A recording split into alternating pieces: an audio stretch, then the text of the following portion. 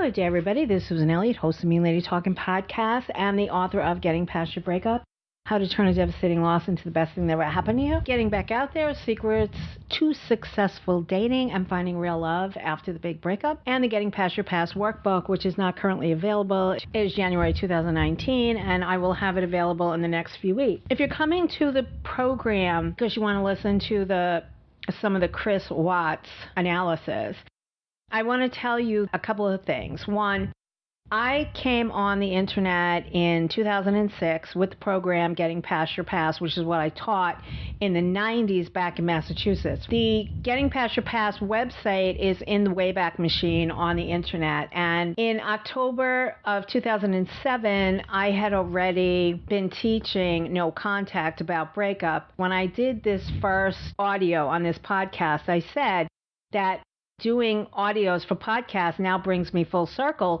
because I first started out spreading the word about the Getting Past Your Past program on the internet by doing Audacity MP3 files and putting them up for sale.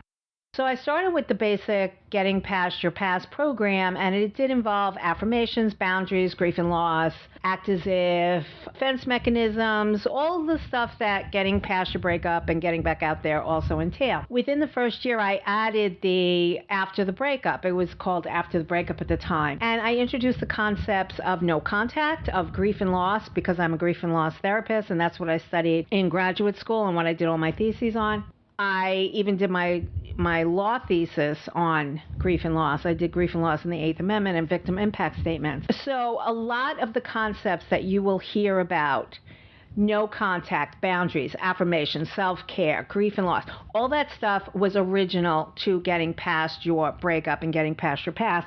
And people have kind of lifted a lot of those concepts from this program over the years. And no contact has become a standard advice in breakup literature. It's also been bastardized to a certain extent by people who are telling you to use it as a way to manipulate your ex to come back, which is completely against Getting Past Your Breakup philosophy. We don't do that. That's dysfunctional. It's passive aggressive. It's manipulative. It's horrible. Don't do it. And we don't want them back anyway. There are a few publications, I think Marie Claire is one of them, that recognizes me as the person who popularized the idea of no contact, because I was all over the internet in 2005, 2006. If you go to the Wayback Machine, you can see in October 2007, there is a snapshot of the Getting Past Your Past website, and After the Breakup is on there. You would be hard-pressed to find anyone else singing the praises of no contact before October 2007.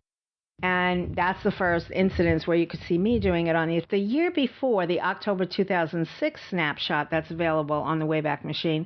It doesn't have After the Breakup because I was working on that as an offering, because the people that I was working with at the time were coming from a few different types of situations, like losing a job or having a family illness or having some other situation that affects you. Anyway, so I wanted to introduce you as to who I am. And I wanted to let you know that I was an attorney, and I still am an attorney. I'm still licensed to practice law. And I wanted to leave the therapeutic world behind. I was never able to do that after I graduated from law school in 2003. And I keep threatening to do that, to leave it behind, and I can't seem to be able to do it. People keep dragging me back in. It's been 15 years of me going, okay, that's it, I'm done. I'm just going to practice law. I'm not going to do this anymore. When I do my podcast, most of the time, I sit down the microphone and I talk. That's what I do. People that know me, people that follow the podcast know that's what I do. I very rarely work for an outline. I very rarely work in scripts.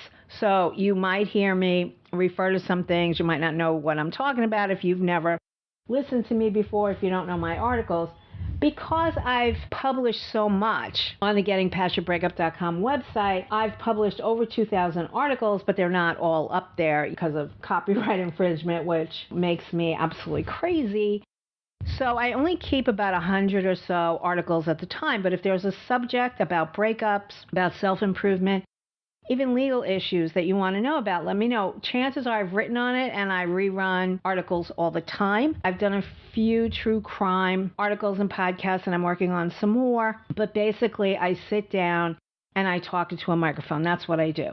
Some of my stories you'll know, some of my stories you won't know. I don't reintroduce myself every single time. If you're not familiar with my work, some of this stuff might be confusing to you. You might get to a place where you think I'm rambling or what the hell is she talking about this for? It's a subplot, this and that. The other thing that I do is I talk about my life a lot because getting past your breakup was my process. It's what I did. It's what helped me in my life. It's what turned my life around. And when I became a therapist, I just started teaching people what I knew, what I had done in my life. I had a difficult upbringing, a difficult childhood, a difficult teenagehood, a very abusive marriage.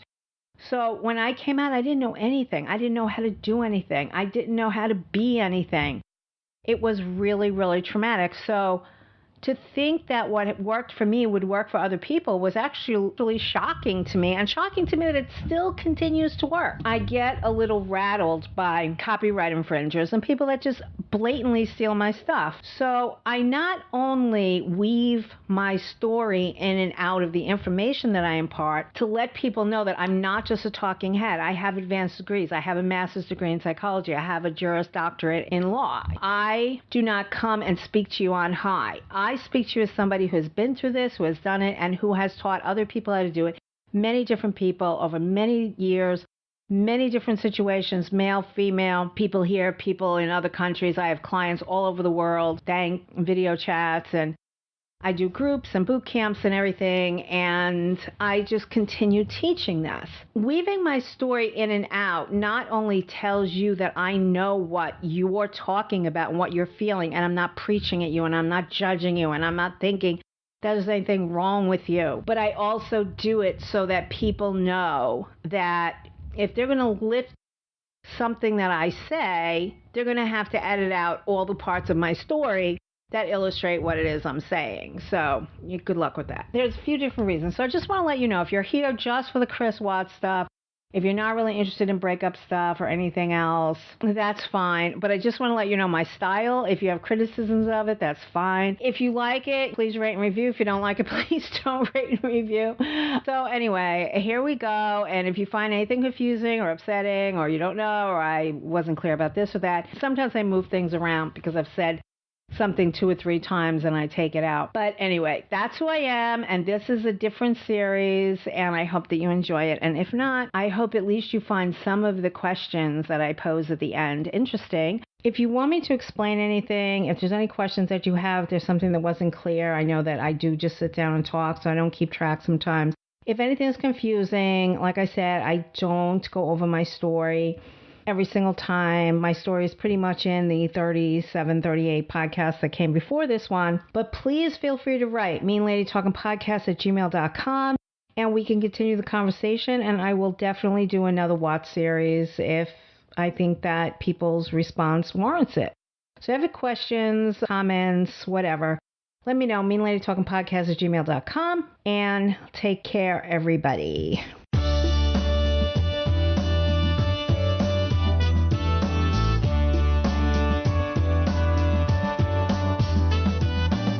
Welcome to the Mean Lady Talking Podcast. This is the podcast that tackles tough questions about relationships, life, love, and loss.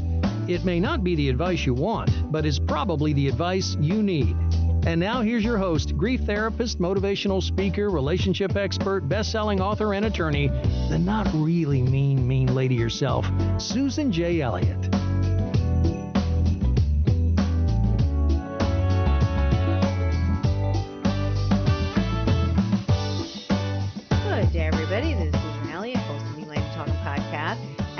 Welcome back to our 3rd episode of Season 2. What I wanted to do is I wanted to talk to you a little bit about the Chris Watts, Shanann Watts case. And I know that in my previous 2 podcasts that I've done for this year, I've said I want to talk about Chris Watts. I don't want to talk about, is he a psychopath? Is he a sociopath? Is he a narcissist? Because I didn't think that that was instructive for anybody, especially for my listeners or my readers who are trying to deal with people that might have had personality disorders in the past. They might think, well, he's so outside the norm, I don't have to worry about the next person that I'm with being like Chris Watts or whatever. But as I started going through some of the case files to look at some things that I wanted to talk about, and I mostly wanted to talk about the things that would be instructive about Shanann, about some of the things she might have missed with Chris Watts, about some of the things that are being said about her, and how that kind of rolls into the relationship that they had as a couple And then also what happened with him going off the deep end. On the other part of the spectrum, over the past week, I've come into some conversations on some lawyer discussions when people were really talking about this plea agreement. And as an attorney, I looked at the plea agreement, I looked at the conversations among these lawyers and what they were saying, and it made a lot of sense to me that the plea agreement is odd. The whole thing is odd, and it doesn't sit right with the psychological questions. And maybe I'm only picking this up because I'm an attorney and I'm a therapist. And maybe I'm only picking this up for that reason. And I hope that if you find this to be an interesting topic, that you follow it on your channel or with your listeners or whoever it is, if you're talking about Chris Watts' case, and only Chris Watts' case, and you're not coming to my channel because you're coming here because you had a breakup or you want to know about relationship. But I think that the plea agreement and the psychological questions, the intersection of those two things is very interesting and makes for a very interesting discussion that I haven't heard yet. And I'd like to hear it. So if you have a show, if you have a channel, if you have anything, feel free to use some of these questions. But before I get to those questions, I want to talk a little bit about why I am going to define for you narcissism, antisocial personality, and the term we use, psychopath. The reason that I'm doing that is because I was looking at some YouTube videos, and this one woman said, I don't understand, people keep saying that Chris Watts was a narcissist, and you look at the things that his friends said, and his friends will like saying, oh, he's the nicest guy, and he helped you move. And I saw videos of neighbors that said the same thing. That's a classic narcissist definition. And the woman was saying, I don't see how people could say he was a narcissist when everybody's saying had nothing but nice things to say about him. And one of the very classic textbook definitions of a narcissist is somebody who the whole world thinks is wonderful. And that's why I've had people in my practice for over 25 years coming in going, I'm with the most wonderful person in the world. Everyone loves them. And yet our relationship is falling apart. They're blaming it on me. It must be me because everybody loves him or her. And I suck, and I know I suck, and I don't know what's going on. And that's typically how the partner of somebody with a personality disorder, an undiagnosed personality disorder, because most of these things don't get diagnosed, and I'll go into a little bit about that as well. I get the partners of the personality disordered people coming into my practice going, help me, help me, help me. My partner was the greatest person since the folded napkin, and I'm here alone and feeling awful, awful, awful because the greatest person in the world broke up with me and is trotting down the road with Mr. and Miss Universe, and I'm miserable. And oh God, I made a mistake. And even though I was really unhappy in the relationship and they made me feel like hell, I want them back. Those are the people I get, okay? So I feel like there is a need to understand narcissism and antisocial personality and what we're calling a psychopath.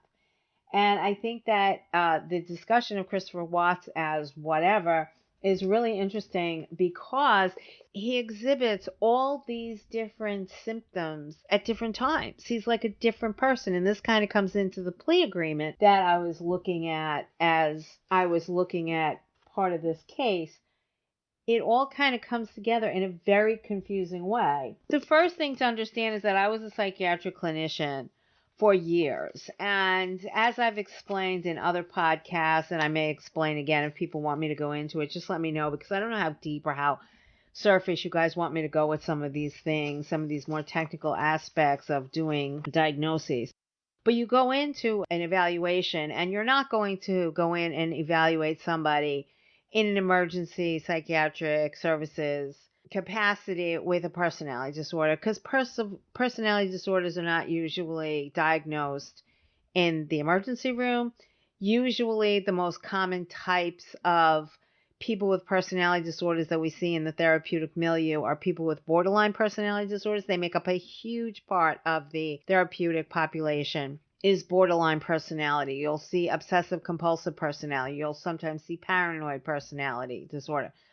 But you won't see the narcissist, the antisocial personality. You won't see them in the therapeutic milieu. They don't think anything's wrong with them. And chances are you're not getting them anywhere near a clinician that would actually know what was wrong with them. And when they get into therapeutic situations with a couples counseling, things like that, they try to know them. I was with a narcissist. I know that everything he said to my therapist was a complete and utter lie. He wanted to make himself look good. He wanted to come off smelling like a rose, even though he was cheating, even though he was abusive, even though he was saying terrible things about me that were not true. He was never going to understand you're a narcissist. And he was never going to understand that there was anything wrong with him. When you do psychiatric evaluations, you're usually looking for the symptomology, the criteria according to the DSM. In the US, it's put out by the American Psychiatric Association, and it is the Diagnostic and Statistical Manual of Psychiatric Disorders. So you go in and you have to figure out the frequency, the symptomology. Each disorder have to have so many symptoms over so long a period of time to a certain severity. So usually the people that would show up in the emergency room would typically, if they were not in the typical therapeutic milieu, meaning we didn't know who they weren't a borderline personality disorder, they weren't bipolar. A lot of times somebody with bipolar, which is an axis 1, it's not a personality disorder, an axis 1 mood disorder, they will really have a tough time evening out their moods, and they might be well known to us in the psychiatric community. But if you have somebody who's having a situational problem, there was a death, there was a divorce, there was some problem, and they show up in the emergency room, you most likely would diagnose them with a major depressive episode if they're showing signs of depression. And you would then decide exactly how severe it was. If they were not talking self-harm, you would probably send them home. If they had a good support system at home, if not, you might take them into the shelter for a night. We had our own psychiatric shelter in some agencies that I worked for. In other agencies, we had to find a shelter where they could go. But there might be so depressed that they have to go to a psychiatric hospital. So you make that decision. I know that a lot of times in Axis 1, if somebody was having a severe grief episode, because I am a grief therapist, and I would think that they were having a very normal and natural reaction to a loss, which is grief, which is what I pound on the desk all the time. Feel your grief, feel your grief, feel your grief. And as a grief therapist, I would be at odds with my psychiatric training, which would tell me to have this grief person as a major depressive episode. And I would think, nope, I'm going to give them adjustment disorder, just meaning that they're having a little bit of trouble adjusting to this situation. I didn't want major depressive episode to carry them through life, when it really was a normal and natural response to loss. My colleagues would disagree with me there, but I didn't care. I felt ethically correct when I would give them an adjustment disorder. When you go in there and you would not see narcissistic personality disorder, what you see is the partners of people with narcissistic personality disorders. And so you would have to kind of diagnose this person, the partner, the ex-partner, through the eyes of the person that you're now sitting with. And many times when you're dealing with the partner of a narcissist, they think that everything they have done is wrong. I know that that's how I felt when I came out. Some people attempt to break narcissists into overt narcissism and covert narcissism. There is a lot of overlap sometimes. I know that my first husband had the intimidated personality of the overt narcissist, but he wasn't the high achieving person. And he did have that hypersensitivity to criticism that the covert narcissist does. And he had an unrealistic expectation of other people like the covert narcissist. So I think that chopping them into covert and overt is kind of a waste of time sometimes. But I did a couple of podcasts, and I'll put them in the show notes, about healthy narcissism and healthy ego, and how people with low self-esteem are usually the people that I get. They're not usually the narcissists of the world. But there are some narcissists that have antisocial features, and I talk about Jodi Arias like that. I would think that the woman is a sociopath. I think she's a narcissist. I think she's manipulative. I think she has borderline personality disorder, narcissistic personality disorder, and antisocial personality disorder. I think she's a mess. But the last thing she is a domestic violence victim. That she's not. She's everything else. There's also a subtype of a narcissist, the amorous narcissist, somebody who's very seductive, somebody who is a pathological liar, which Jodi Arias absolutely is a pathological liar. There are different subtypes of narcissists, and I also believe that a lot of those are overlapping, that one person could have 2 or 3 features of all these different subtypes. So it can get very muddled. But one of the things that narcissists crave is approval from other people, which is why their outside life will look the way that it does, which many times is successful and all together and things like that. And I just want to talk to people, because I get this all the time in our Getting Past Your Breakup Facebook group. We get people in there all the time who say, I feel so lonely, I feel like a failure. I look at all these people's lives on Facebook and everybody's living these great lives and doing these great things, and I'm such a loser and blah, blah, blah. And I always call them fake book lives. They're fake book lives. I know so many people on Facebook that sometimes when I look at their photos, I cringe, because I know that this is not the happy family that they're showing here. It's just not happening. And they're putting on this play for the world that really doesn't really exist. And I get the readers of those pages saying, oh my God, I feel like such a loser when I look at them. But if you look at the Watts, they had that crystal ball life where you want to look at and say, oh, this is terrific. And I know that Shanann was doing the social media because she was doing so well with her products and her business. And one of the things that I'm going to talk about is victim blaming. In hearing some of the apologists for Chris Watts and some of the criticism of Shanann Watts, I just think it's really horrible.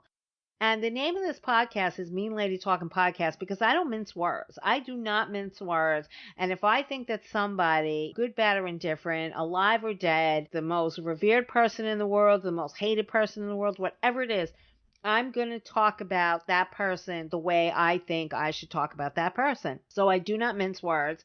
If I thought that there was criticism of Shanann Watts to be had, I would have it. But I would have to say that the instruction that we take from Shanann Watts and some of the things that she might have missed, there's a couple of things that we can learn from it, but at no point do I think that there's any relevance for criticizing Shanann Watts. If Chris Watts went to trial, there would not be questions of fact about Shanann's personality. It would not be relevant. It would not get in. They're not going to put her personality on trial. It's not going to happen. And when I hear it happening in YouTube videos where people basically saying, you know, she was a controlling harpy, it makes me crazy, because it feels like blaming the victim. And even though they're saying, oh, it's not like I'm blaming the victim, I'm just saying, no, you are blaming the victim, and I don't like it. And it's not just that it's disrespectful, but it's irrelevant. There's really nothing that we need to know about that. But people who are underreactors like Chris Watts was, there is plenty of evidence from the things that I've read about him, that I've listened to about him, that I've researched about him, that says he was very much the underreactor. And people in my practice, people in my boot camps, people in my seminars, people that work one-on-one with me, they know that that type A personality will take over for the underachiever. And the underachiever will almost always drag the overachiever down. And I say this all the time, because I get people, most likely women, in my practice where they're running around from here and there, taking charge of everything, writing everything down, making the to-do list, packing the lunches, getting the kids off to here and there, doing this, doing that. They're in charge and they're running the ship. I just finished up a boot camp with somebody who is a very dynamic and wonderful young woman who seemed to be getting involved with what I call lumps. They would just had these lack of personality, lack of drive, lack of where the hell are we going? What the hell are we doing? And I talk in my book, Getting Back Out There, I talk about the 3 a.m. person. And when you're a type A personality with a can-do personality and a list-driven personality, and you've got Mr. Thumb Up His Ass standing behind you going, I don't know what to do, you're going to run over that person because that's what you do. And many times, and I'll talk about Shanann and her illness and things like that at some other time, but as the type A personality, you're kind of pulling up the rear with this person, like, come on, let's do this, let's do that. And the person that Shanann was in this kind of type A personality, can-do attitude, would be exactly the type of person that Chris would be attracted to. Now, if it was just an underreactor, overreactor, that would be one thing. And what happens in that relationship, and you see it, if it was just a normal divorce, they got divorced, they would just be like a million other couples who came to a point where the things that you liked about the person at the beginning of the relationship is now the thing that's driving you crazy about them. And that is why in my book, Getting Past Your Breakup, I go through the relationship inventories because I want people to think about that. What was it about this person that you were really attracted to and now drives you crazy? And many times it's in those imbalanced relationships where the person who's the doer is dragging the lump, and they get to a point and the lump is now resentful. The lump is now resentful that we're wherever the hell we are, because wherever we are is the type A personality's idea, because we weren't in charge. We were not the captain of the ship. We were just rowing in the back. That's what we were doing. We weren't making any plans, going anywhere, doing anything. They're just underreacting. And normally in these relationships, what happened to the Watts is what happened, not the murders, but this tearing apart where he thinks, I'm getting out from under. And he describes this in the police interview. He describes being able to find out who he is again in the time that Shanann is gone with the kid. Oh my God, like, this is who I am. But you have to wonder if he would have uncovered that without Nicole Kessinger, who was his mistress, who was the woman who supposedly was the whole reason for this whole horrible and horrifying a family tragedy, murders. Before we go into narcissism, personality disorders, I want you to think about just the underreactor, the overreactor, the type A personality with the underreactor. This is a classic pairing. So anybody who wants to say, oh, she was a controlling harpy, you got to check yourself at the door, because if you don't understand how these relationships happen, then you're blind to most of human behavior, because this is a very typical pairing. The underreactor with the type A personality. The controlling harpy. She's a controlling harpy. Well, he's a mass murderer of innocent little children. Put them together and figure out which one we would rather spend the night with. Oh, good Lord. Okay. Anyway. And one thing that I wanted to talk about is when I first was listening to one of Shanann's videos and she was talking about her health issues, before I really knew what was wrong with her, as soon as I was listening to her, I knew she was talking about lupus, because I have lupus. And when she was talking about being in pain and nobody really understands you, and everybody thinks you look fine and you're dying inside, you're in so much pain and every day is so difficult to get through. I know exactly what that feels like. So when she was describing it, even though she never named it as lupus, I knew that's what she was talking about. And she talked about being in a controlling and abusive relationship prior to meeting Chris and prior to her diagnosis of lupus. And I know that when I was diagnosed with lupus, it was a real difficult experience. I thought that I had multiple sclerosis, and that's what I was really worried about. And lupus is still a chronic illness, and I've never been really sick in my entire adult life. So struggling with this over the past 5 years or so has been really tough. So when I was listening to her, I heard lupus, and she was talking about being in a controlling, abusive relationship. And I know that when you don't feel well and there are people around you who are not taking care of you. And I remember being married to my first husband, and I threw my back out one morning. I was trying to get the kids out the door, the dog out the door.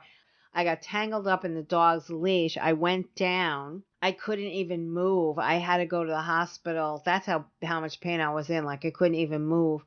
I had to get somebody to get my mother to get over here and get the kids, and I had to go to the hospital. I had to get a friend, take me to the hospital, blah, blah, blah. And I get back home, and this all started at like 7 o'clock in the morning. And I get back home at like 1, 2 o'clock in the afternoon. I pick up the kids. I get them lunch or snacks or whatever it was, and I just went them in their rooms across from mine. And I got an ice pack, and I went to lay down. And my husband came in, and he's screaming at me, "What are you doing in bed? It's 4 o'clock in the afternoon, blah, blah, blah." And I didn't even get a chance to tell him what was wrong. There was never any empathy for me being sick. And I wasn't sick that often, but whenever I was, I mean, he would always grill me and act like I should be up doing whatever. So you have 2 broken arms and a broken leg. You need to be up and be doing whatever. And he was always like that. And I know that when I first was diagnosed with lupus, it seemed like a lot of people didn't care. I didn't know if it was because I looked okay or they just didn't want to deal with me being sick. But it's a very lonely place to be. It really is. It's a really difficult place to be when you are not feeling well and the world kind of thinks that you should just get up and perform. And if you've been in a controlling and abusive relationship and you find somebody at the time when you're feeling alone, it's very powerful. And when Shanann was describing some of how Chris was with her, she could have been ripe for the picking. She could have been the woman who is having health issues, and he's going to comfort her, and he's going to be the good guy. He's going to be the savior. He's going to come in, and he's going to rush to her side.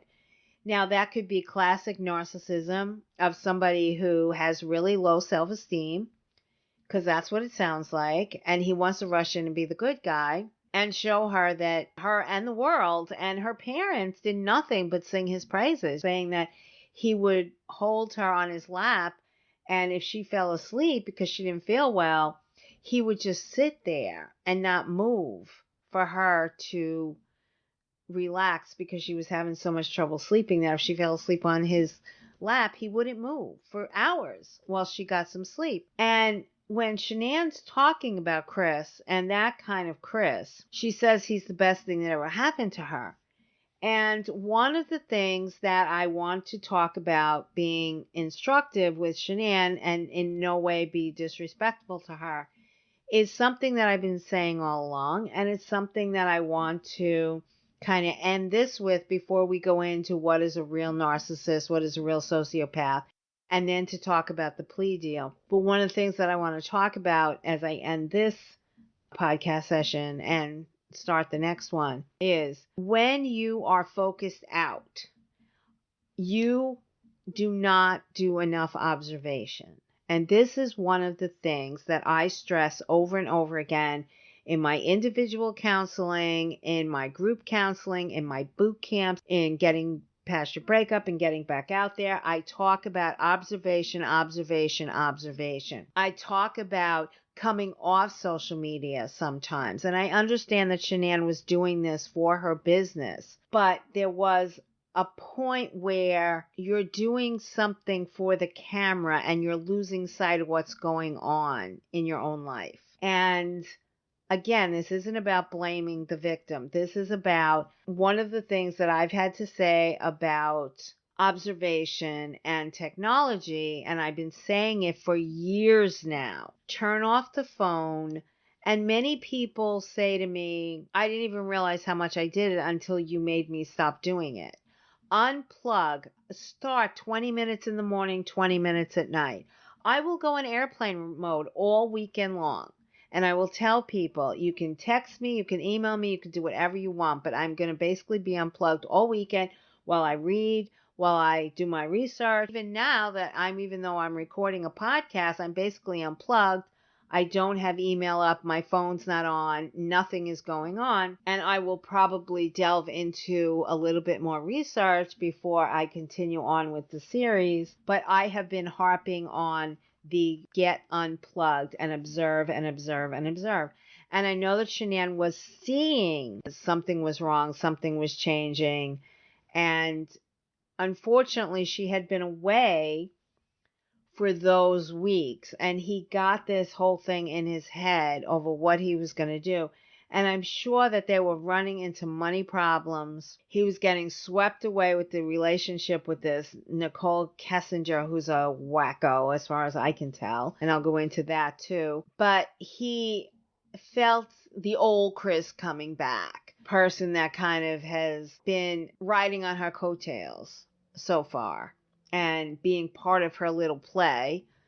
And now he was in his own little play with him and Nicole Kessinger, and he liked this play better. And he probably looked at the fact that they were already in financial hot water. She was going to have a third kid. You're talking about how much child support he was going to pay, how much alimony he was going to pay, and chances were he just went right over the edge and saw those dollar signs, and he was going to be miserable, and he took a very, very wrong turn. But I will talk about how we determine what he could possibly be, how we could learn something from that. I want to talk again a little bit about Shanann and what we can learn from her and where she was at the time of the disappearance or the murder. And we'll do that in the next episode. Talk to you soon. This is Susan Elliott, Mean Lady Talking Podcast, GettingPastYourBreakup.com. Sign up, review, rate us. Thank you very much. Talk to you guys real soon.